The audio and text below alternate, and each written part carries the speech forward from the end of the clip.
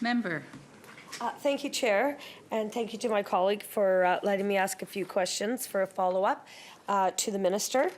One of the questions that I had asked was about professional development and the education for teachers, as well as students, actually, for mental health and prevention and mental health literacy. And one of my questions last time that actually didn't get answered was, would that include an expansion of the Friends program into schools? Because I know that it is underutilized at this point. Minister. Thank you very much, Madam Chair. To the member, I would just make a couple of points. One is that school districts obviously have a lot of control over local programs that they offer. In the case of the program that she's referring to, it's one that the Ministry of Education doesn't have decision-making power over in this budget. It's an MCFD program available in schools. So if there's an issue around North Van District, for example, and I'm not sure exactly the details of her question, but she could ask them about their plans on supporting the programming on an ongoing basis. What I would just say as the Ministry of Education is that we support programs that demonstrate value, that show positive outcomes for students, and as we talked about last week, we're looking at having a major mental health symposium aimed at the K-12 sector to look at some of the gaps and opportunities in the school system, some of the best practices, and also what some other provincial jurisdictions are doing around youth mental health initiatives, so that we can begin to work with school districts on designing programs and systems and interventions that will help serve students better when it comes to their mental health. Member. Thank you, Chair. Yes, I'm quite aware that it is an MCFD program.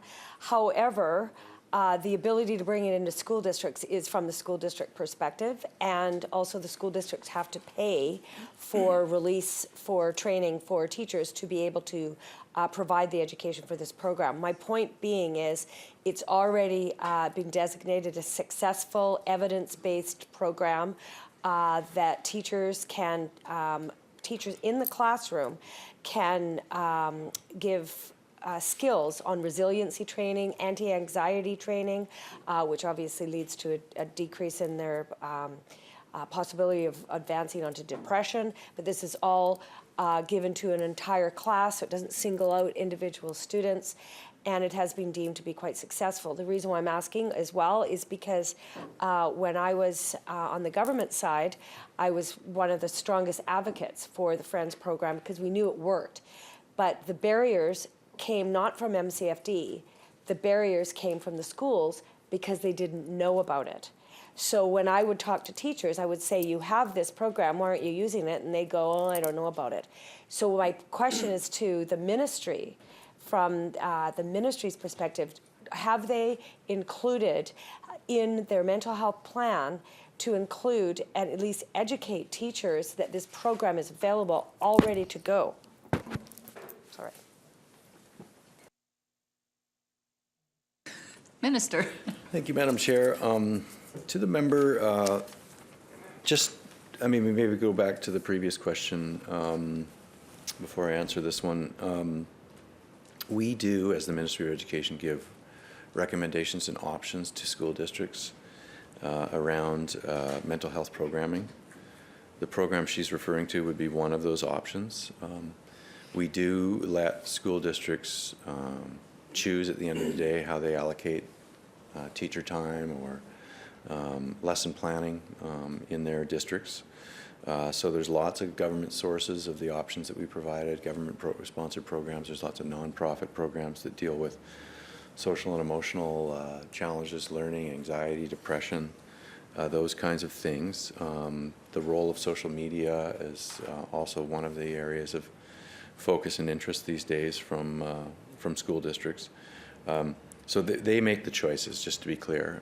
We make the recommendations, and I think I think that's the way it will stay. What I discussed with her in the last set of estimates last week was that our government has added an additional professional development day and recommended that school districts use that for in-service teacher training around mental health issues. We expect, based on what we're hearing from school districts, that this welcome addition of, it's really $40 million to have an additional professional development day is something that is exciting the sector, and that mental health is likely to come as the #1 priority for most districts. Member. Thank you, Chair.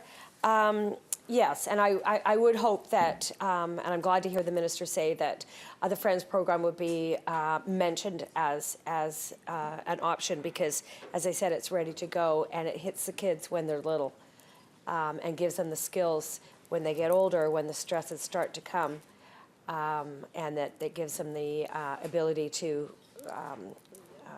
a greater chance of being resilient when stresses come to them. So I think it's a good program. My other question is just to clarify, I had mentioned to the Minister about the Boys Club, and I did clarify it's not the Boys and Girls Club. It's actually technically called the Boys Club Network. And this is a program that is very successful, actually, on providing positive mentorship for boys. Sometimes boys don't have that at home, certainly in certain areas when there's a possibility of gangs infiltrating into schools and not enough positive parental mentorship. The Boys Club Network has been shown to be extremely successful in not only preventing kids from getting into gangs, but also saving them from gangs.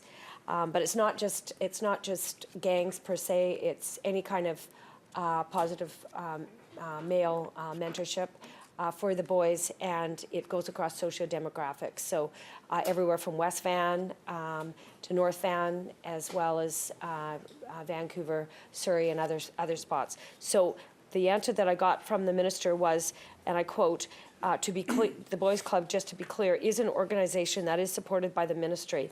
And I wanted to know, in what way is this organization supported by the Ministry, and what is the budget to support the Boys Club Network? And while I'm on a plug as far as specific programs, I'm also going to ask the Ministry if they had considered increasing the funding for the Take a Hike program that also has similar demographics that they are hitting, but it's more widespread with regards to specific schools and districts for rescuing kids that are essentially not in school anymore. Minister. Thank you, Madam Chair, and to the member. Let me begin first with the Boys Club Network. My understanding is this is an organization that has a lot of volunteers and private sector prominent folks behind it. They generate funding to coordinate their activities, and the Ministry supports some of their specific initiatives. There was a $25,000 award recently for the Boys Club Network to go to Williams Lake to develop an anti-gang strategy up there, to work with First Nations communities, and so that contract was funding that they received. I don't have exact figures on another contract, but a few $1,000s was given to the Boys Club Network to work in Abbotsford to develop a curriculum, a board-authorized course for after-school programs that support the kind of mentorship approach, and that would be also available to be approved by other school districts. I know that they presented to all 60 of the Safe School coordinators recently, and they've even, as my understanding is, presented to the United Nations. So they've obviously a very busy organization, and one that has ministry support and resources behind them. The Take a Hike program is meeting with the ministry this week, and meeting with myself in a separate meeting later this week. So I'm not in a position today to give an answer about that, but after I've met with them, I'd be happy to talk with the member in the corridors, or if she wants to make an appointment.